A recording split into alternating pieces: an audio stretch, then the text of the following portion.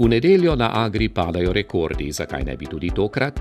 Sejemska nedelja bo posvečena mladim v kmetijstvu, ki ta dan kot osrednji dogodek pripravljajo tržnico mladih kmetov, na kateri se bo predstavilo kar 17 mladih pridelovalcev, ki bodo tako v pokušnjo, kot seveda tudi v nakup obiskovalcem ponudili svoje pridelke in izdelke.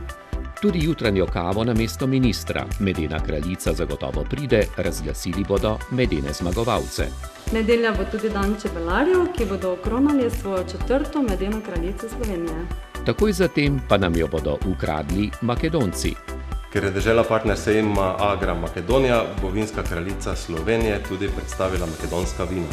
Slovenska vina pa itak vse dneve, pametno kmetijstvo, prevzem kmetije, dialog z evropskimi poslanci o spremembah financiranja kmetijske politike, gozdarji in gozdovi. Slovenijo prekriva kar 60% gozdov, zato je zagotovo zelo pomemben dogodek na sejmu Agra tudi letos jubilejno, že 20. državno sekaško tekmovanje. In kdo bo postal najmočnejši slovenski fant v vlečenju vrvi? In kdo bo bučno juho, bučne štruflje, gibanico in ocvirkovico?